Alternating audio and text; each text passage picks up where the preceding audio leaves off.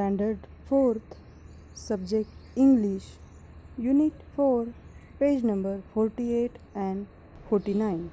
मुलांनो, तुम्हाला सर्वांना गुड हॅबिट्स म्हणजे चांगल्या सवयी माहिती आहेत आणि बऱ्याच जणांना अशा चांगल्या सवयीही आहेत. म्हणजेच सकाळी लवकर उठणे, ब्रश करणे, अंघोळ करणे, अंघोळ केल्यानंतर स्वच्छ नेटके कपडे घालणे, रोज देवापुढं दिवा लावणे, ह्या चांगल्या सवयी आपण रोजच करत असतो. आज आपण ज्या सवयी शिकणार आहोत त्या तुमच्या आयुष्यात तुम्हाला नेहमीच कामी येणार आहेत. चला मुलांनो, आता आपण त्या चांगल्या सवयींचा अभ्यास करूया. First good thought is early to bed, early to rise is the way to be healthy, wealthy and wise. म्हणजे सकाळी रात्री लवकर झोपणे, सकाळी लवकर उठणे हे निरोगी, श्रीमंत आणि हुशार होण्याचं एक चांगला मार्ग आहे. Next habit 1, 2. Whatever you do, start it well and carry it through. म्हणजेच 1 किंवा 2, तुम्ही जेवढंही काम करणार, जेवढंही काम करता त्याची सुरुवात ही चांगली करा आणि ते काम शेवटपर्यंत चांगलेच करा. तिसरा सुविचार आहे 1 thing at a time. म्हणजेच एका वेळी एक काम, अँड दॅट डन वेल, आणि ते काम उत्कृष्टपणे करा. Is a very good rule as many can tell. म्हणजे हा खूप चांगला नियम आणि चांगला मार्ग आहे हे सर्वजण सांगतात. परत एकदा मी वाचते. 1 thing at a time and that done well is a very good rule as many can take. म्हणजेच एका वेळी एक काम किंवा एक गोष्ट करा, ती उत्कृष्टपणे करा, हा खूप चांगला नियम किंवा ही खूप चांगली गोष्ट आहे असे सर्वजण म्हणतात.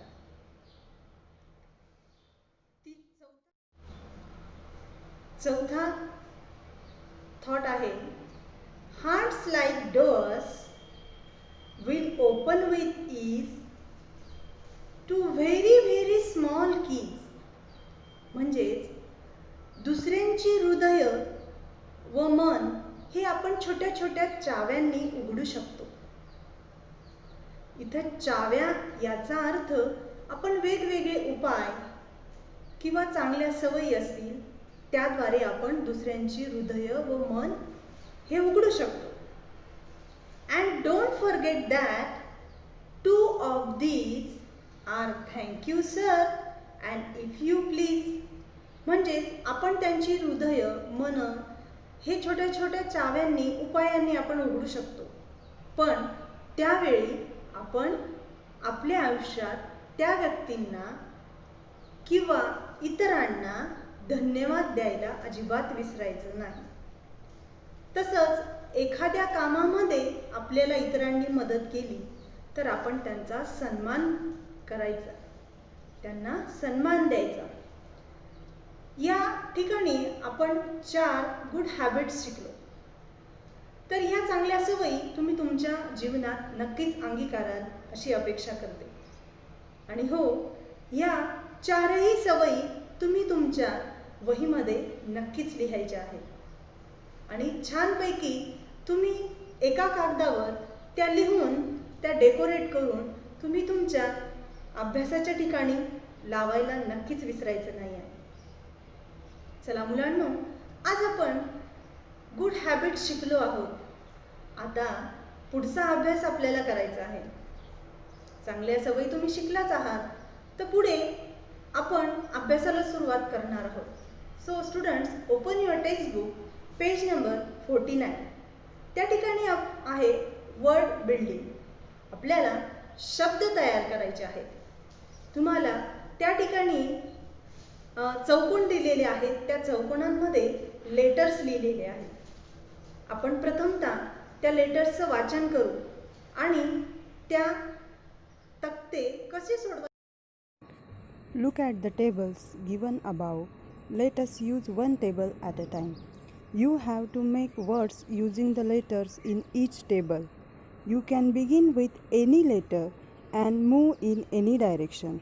You cannot jump over a letter or use a letter twice. म्हणजे तुम्ही एकदाच एक लेटर वापरायचं आहे.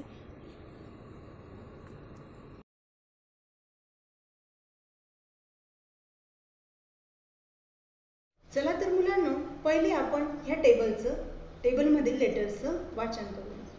S T N C A D P B N. आता तुम्हाला मी जे नियम सांगितले त्या पद्धतीनेच आपल्याला ह्या टेबलमधील लेटर्सचा वापर करून आपल्याला अर्थपूर्ण शब्द तयार करायचे आहेत. चला, तुम्ही तुमची वही पेन सोबत ठेवा. मी जे शब्द लिहिते आणि वाचते त्याप्रमाणेच तुम्ही इतर शब्दही तयार करायचे आहेत आणि ते वहीतही लिहायचे आहेत. आपण पहिला शब्द तयार करूया. SAT, सॅट. SAT, sat. नंतर SAD, sad. SAD, sad. Next letter घेऊ आपण. TAP, tap. TAP, tap. त्यानंतर घेऊ TAN, tan. TAN, tan. Next letter घेऊया आपण. NAP, nap. NAP, nap. त्यानंतर घेऊया C. CAT, cat. CAT, cat. CAP, cat. CAP, cat. त्यानंतर घेऊया P. PAN, pan. PAN, pan. या पद्धतीने आपण फक्त 3 अक्षरी शब्द नाही तर आपण 3 पासून अजून जास्त शब्द तयार करू शकतो. जास्त अक्षरी शब्द तयार करायचा आता आपण. STAND. बघा आता मी काय केलं. STAND. STAND. या ठिकाणी मी 5 अक्षरी म्हणजे 5 लेटर वर्ड तयार केला. चला मुलांनो, आपण पहिला टेबल सॉल्व केला आहे. आता आपण सेकंड टेबल मधील लेटर्सचे वाचन करूया. GNK, SICBRD. आपण फर्स्ट टेबलमध्ये ज्या पद्धतीने वर्ड्स तयार केले त्याच पद्धतीने ह्या टेबलमधीलही लेटर्सचा वापर करून आपण न्यू वर्ड्स तयार करूया. चला, आपण पहिला वर्ड लिहूया. BIG, big. BIG, big. त्यानंतर घेऊया DIG, डिग. DIG, डिग. त्यानंतर घेऊया INK, इंक. INK, Inc. त्यानंतर घेऊया SINK. SINK, sink. त्यानंतर घेऊया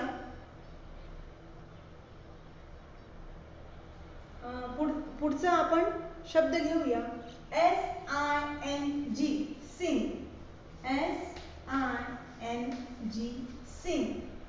त्यानंतर घेऊया SICK. SICK, सिक. त्यानंतर घेऊया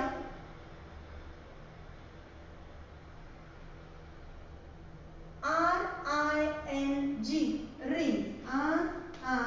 RING, रिंग. तुम्ही लिहितायत ना सर्वजण? चला, पुढचा शब्द घेऊया आपण. BIRD, bird. BIRD, bird. अशा पद्धतीने आपण शब्द तयार करायचे आहेत. आता आपण या शब्दांचं वाचन करूया. BIG big, DIG dig, SINK sink, RING ring, INK ink, SING sing, SICK sick, BIRD word. अशा पद्धतीने पुढील